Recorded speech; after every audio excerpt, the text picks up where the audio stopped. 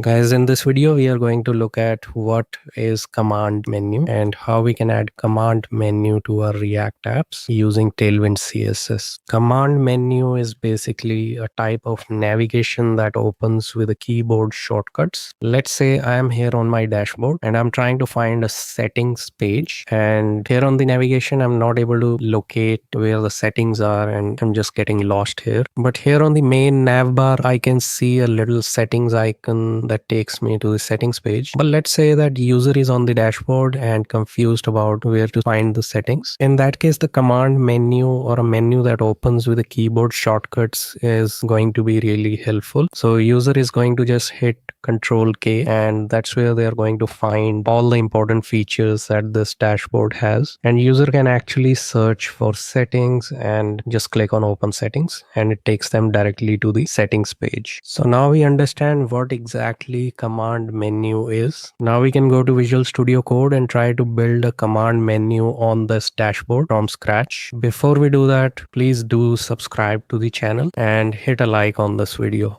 So I'm here in my Visual Studio Code and I have a dashboard running here on my local host. As of now, there is no command menu in this dashboard, so we are going to totally build it from scratch. To start building, here under the source, let's create a folder called components. And here under the components, let's create a file which is going to be command menu.jsx. And here I'm just going to initialize this command menu with a basic component. And here in app.jsx, let's import our command menu here.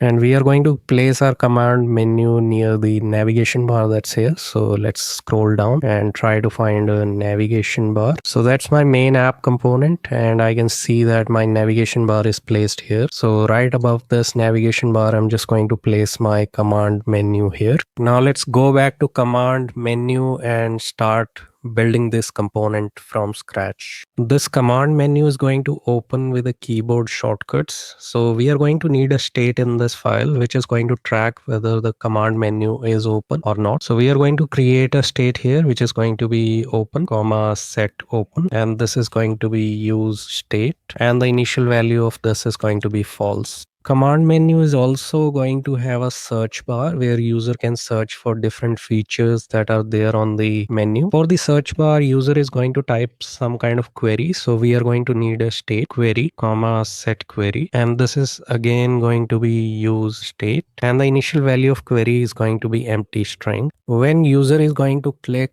on any of the options in the command menu, so command menu is basically going to take the user to that particular page. So we are going to need some kind of navigation on this command menu. So we are going to use import use navigate from React Router DOM. I have already installed React Router DOM. You can do it by running npm install React Router DOM in this project. And here we are going to create a variable which is going to be navigate, and this is going to be using use navigate, and that's something we are going to use to navigate the user to different pages using command menu. Now let's define a list of commands or options that are going to be there on command menu. So here after the navigate, I'm just going to create a variable that is going to be array of objects, which is going to define name of each and every command and what this command is going to do when user is going to click on this command. So if user is going to click on dashboard, it's going to navigate the user to the home page. That's where the dashboard is. And if user clicks on open settings, it's going to take the user to /settings and so on. You can add as many commands in the list as you want. I've just created 4 commands to show it as an example. Now we are also going to need a filtered version of these commands. For example, if user types any kind of query into the input and tries to find any of the commands out of this entire list, they should be able to do that. And for that, we are going to need a filtered version of these commands, which is basically filtering these commands based on the query. So that's what we are going to do. Let's create a variable filter, and this is basically going to filter all the commands based on the query. So before comparing the query to the command name, it's going to turn them both into lowercase. So it's using a JavaScript function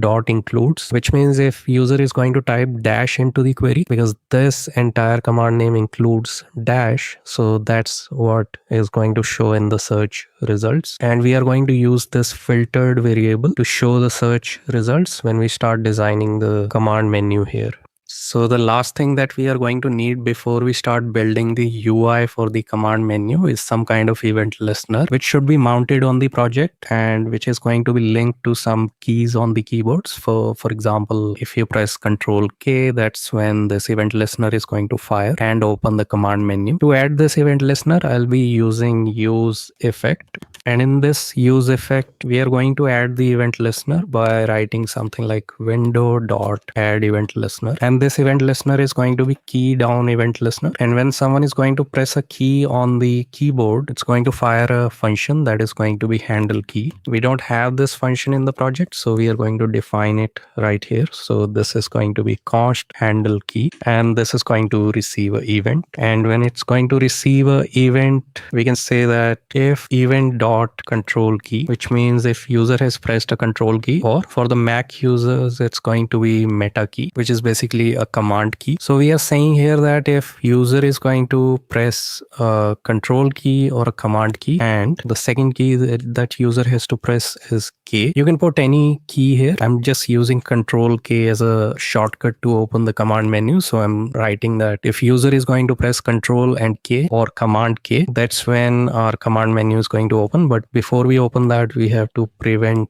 default behavior of the browser, and we can set open to true. Now we are also going to need a way to close the command menu when it is open. So I'm just going to write another if statement, which is going to say if event.key is equal to escape, that's when we are going to set our open back to false. So now this use effect is going to mount this event listener, but what we want is if user is going to refresh the app again, it should not keep on mounting new event listeners every time. So we are going to add a return statement to it, and this use effect is going to return window dot remove event listener. So basically when user is going to refresh, it's going to clear all the previous event listeners and add a fresh event listener, which is going to fire handle key. So that's all the functionality that we are going to need in this project to implement command menu. Now we can just start designing the UI for the command menu here in the return statement. To design a command menu, let's remove this text here, which is command menu, and we can see it here. So let's remove it. And here on the wrapper div tag, I'm just going to add a class name. So that's the entire wrapper for the command menu. This is going to have a position of fixed because this is going to appear on top of the dashboard. And let's give it a background color of black with an opacity of 40. And this is going to be flex. Everything inside is going to be centered. So we can say justify center. Let's also give it a padding top of 40, and this is going to have a higher Z index because this is going to be appearing on top of the dashboard. So now we have this div tag, but we don't see anything on the screen because we don't have any height or a width assigned to it. There's an interesting property in Tailwind CSS if you want any element to take the entire height and width, and that is inset to 0. So I'm just going to put it inset is going to be 0. If we do that, this is going to cover the entire screen. Now we can see that there is a dark div tag that is appearing on top of the dashboard, which is having an opacity of 40. If we remove the opacity, you can see that this is going to be appear on the dashboard, but we are going to keep it opaque so we can also see the dashboard, but at the same time we also want to see our command menu. Now inside this div tag, I'm just going to enter and add another div tag, which is going to be actual command menu, and this is going to have a class name. Let's give it a background color of white, and let's give it a width of 125. Let's make its borders as rounded. So rounded is going to be XL, and let's also give it a little bit of shadow. Shadow is going to be XL again, and we can add a property which is overflow is going to be hidden. So now we can see this pop-up which is appearing on top of our dashboard. Now inside this white pop-up, we are actually going to have a search input where user can search any queries and find all the features that are there on the command menu. So I'm just going to add an input tag here. So that's my input. It's having a auto focus property. So when I click on it, it's going to focus on the input. Placeholder is type a command. We can also say type a query, and there is a class name. Width is full. That's why it's taking the entire space on the pop-up. And there's a little bit of padding we have given on this input. So when we type a text, it's going to have a little bit of padding X and Y, and there is an outline which we have removed. So we don't see any typical outline that appears around the input. Instead of the outline, we have just added a border bottom, which is going to make it look like a modern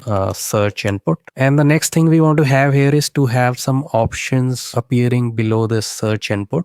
Before we add any options here, let's quickly fix the height of this model. So here, along with the width, I'm just going to say height is also going to be 125. Now for the options to appear here, I'm just going to add a UL tag here below my search input, which is going to be like an unordered list. And we are going to map over our filtered commands. We already have a filtered commands variable created at the top. So we are going to map over each and every filtered command and display the command name as a list element below this input tag. And we also have some styling here. So cursor is pointer. When we go over any of the options here, our cursor changes to pointer. And on hover, we have set our background to gray 100, and there's a little bit of padding we have kept from the left and the right. So now we have our options appearing here, and if we look at our command and the filtered variable that is here on the top, if we look at this is having a name and the action. So now name is appearing here. What we want is when someone is going to click on this name, this action function is going to fire and it's going to navigate us to the right page. So we have to put a on click event listeners here. So let's go and put a on click event listener. So here on the list element, I'm just going to say on click. This is going to call a function which is command.action, and once it's calling a function, it's going to navigate us to the right page. We are going to set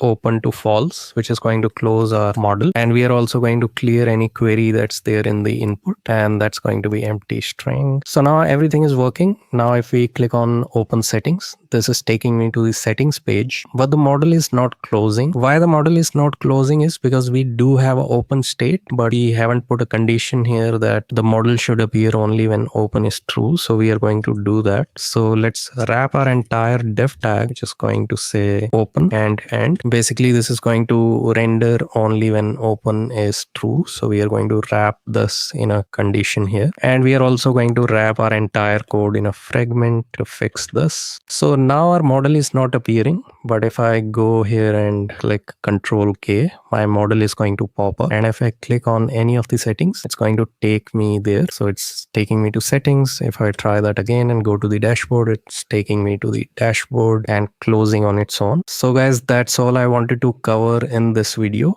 about how to create command menus, or we can call it a control menus if you're on Windows. If you found a value in this video, leave a like, subscribe to the channel. I'll see you in the next one.